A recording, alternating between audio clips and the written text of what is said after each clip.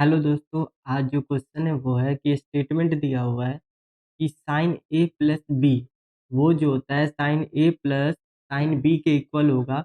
ये हमें चेक करना है कि ये ट्रू है या फॉल्स है। तो रैंडम कोई हम एंगल लेते हैं जिसका मेजरमेंट मान लेते हैं कि लेट कर लेते हैं कि ए का वैल्यू जो होता है 30 डिग्री है एंड बी का वैल्यू जो होता है वो हम 60 डिग्री मान लेते हैं। दोनों का सम 90 डिग्री हो जाएगा।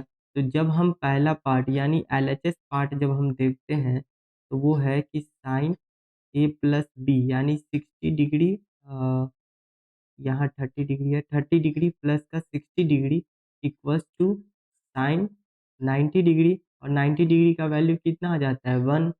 अब हम देखते हैं कि आरएचएस साइड, जब हम आरएचएस साइड देखेंगे तो दिया हुआ है कि साइन ए का वैल्यू कितना माने 30 डिग्री के बराबर, अब प्लस जो होता है वो बी का कितना माने तो साइन 60 डिग्री के इक्वल। जब हम दोनों को सॉल्व करेंगे तो साइन ए का वैल्यू कितना आ जाएगा, साइन 60 का वैल्यू जो होता है 1/2 और इसका वैल्यू जो होता है √3/2 आता है। तो जब हम दोनों को सॉल्व करेंगे, लिख भी देते हैं कि जो साइन 30 डिग्री का वैल्यू होता है वो 1/2 और साइन 60 डिग्री का जो वैल्यू होता है √3/2। जब सॉल्व करेंगे तो √3 प्लस का 1/2 आएगा।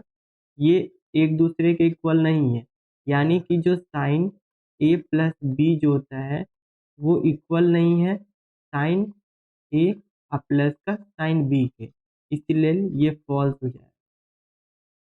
तो जो हमारा आंसर आएगा वो है फॉल्स। Thank you.